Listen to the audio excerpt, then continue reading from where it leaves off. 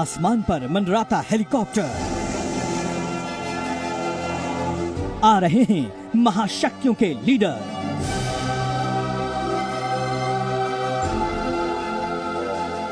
चप्पे चप्पे पर कमांडो। स्वागत के लिए तैयार है दिल्ली।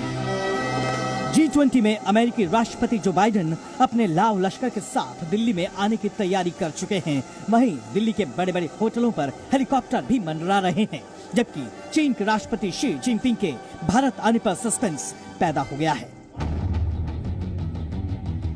हम सबसे पहले बता दें कि अपने खास विदेशी मेहमानों की सुरक्षा के लिए दिल्ली कैसे तैयारी कर रही है। यहाँ इस होटल के ऊपर हेलीकॉप्टर ड्रिल कर रहा है, यानी साफ है कि विदेशी मेहमानों की सुरक्षा को पूरी तरह से चाक चौबंद किया जा रहा है। अमेरिका के राष्ट्रपति जो बाइडेन की सुरक्षा के लिए अमेरिकी सीक्रेट सर्विस की टीमें दिल्ली आना शुरू हो गई हैं। राष्ट्रपति बाइडेन की सुरक्षा के लिए ब्लैक कैट कमांडो और एंटी ड्रोन सिस्टम भी तैनात किए गए हैं।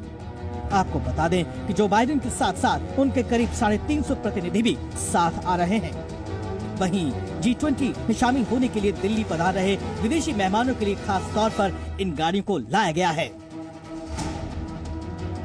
गाड़ी हमारे सामने अगर आप देखें तो ये जो गाड़ी खास तौर पर मंगाई गई है और इसमें बैठ करके कई देशों के राष्ट्राध्यक्ष इन गाड़ियों से जाएंगे। और लगातार आप देखें तो यहाँ CRPF के ऑफिसर हैं, वो गाड़ी को चला रहे हैं, यानी पैरामिलिट्री फोर्सेस के जवान जो ऐसी जो VIPs बुलेट प्रूफ गाड़ियाँ हैं उनको चलाने की जिम्मेदारी दी जाएगी, ताकि किसी तरीके का कोई रेस्क्यू ऑपरेशन करना हो या कोई खतरा हो तो वो उसमें दक्ष हो और वो VIPs को सिक्योर जगह पर ले जा सके। जहां जो बाइडेन भारत आने के लिए बेताब हैं, वहीं चीन के राष्ट्रपति शी जिनपिंग दिल्ली में स्वादिष्ट मोटे अनाज से बने पकवानों का मजा लेने से चूक सकते हैं।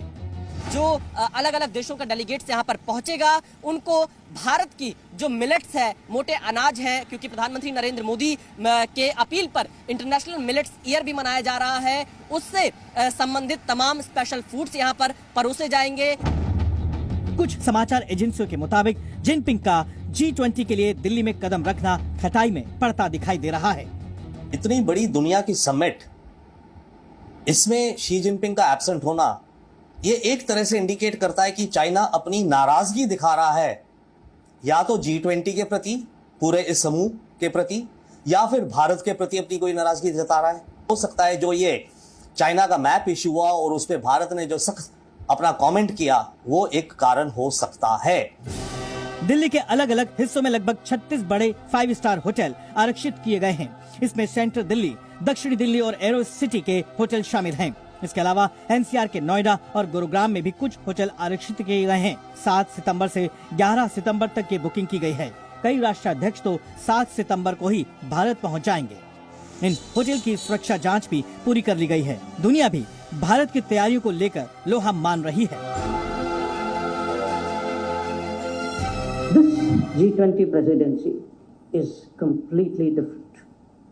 We want to use the G20 to prepare to make the world ready for India. We also want India to be ready for the world.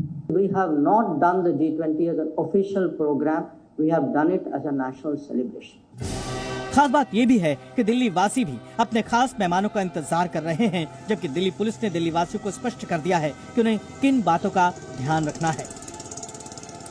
हमने एक रेगुलेटेड जोन और एक कंट्रोल्ड जोन बनाया है। कंट्रोल जोन बेसिकली नई दिल्ली का इलाका है, जिसमें Connaught Place, India Gate, Chanakyapuri ये वाले इलाके हैं, और रेगुलेटेड जोन है रिंग रोड के अंदर वाला।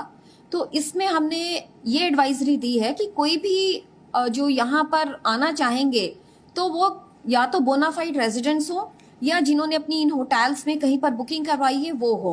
और अगर वैसे भी कोई आना चाहे तो उसमें कोई लॉकडाउन नहीं है, कोई ऐसा नहीं है कि नहीं आ सकते। मेट्रो का इस्तेमाल करके आ सकते हैं, लेकिन व्हीकुलर मूवमेंट के लिए रिस्ट्रिक्शंस लगाई हैं।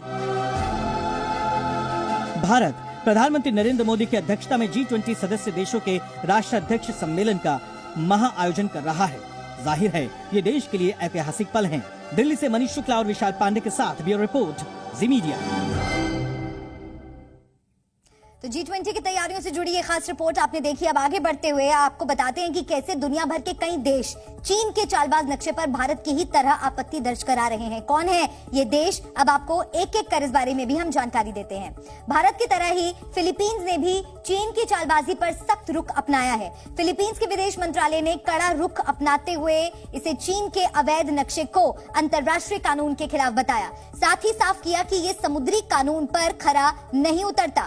ताइवान पर चीन आंख गड़ाए हुए है, जबकि ताइवान एक संप्रभु और स्वतंत्र देश है। ताइवान ने चीन को याद दिलाया है कि चीन ने कभी उस पर शासन नहीं किया है और चीन का दावा पूरी तरह से अस्वीकार्य है। इसके अलावा मलेशिया ने भी चीन की चालाकी पर कड़ा प्रहार करते हुए कहा है कि चीन का एक तरफा दावा उन्हें बिल्कुल भी मंजूर नहीं है, लिहाजा इस नक्शे को मानने के लिए वो किसी भी तरह से बाध्य नहीं है। तो ये वो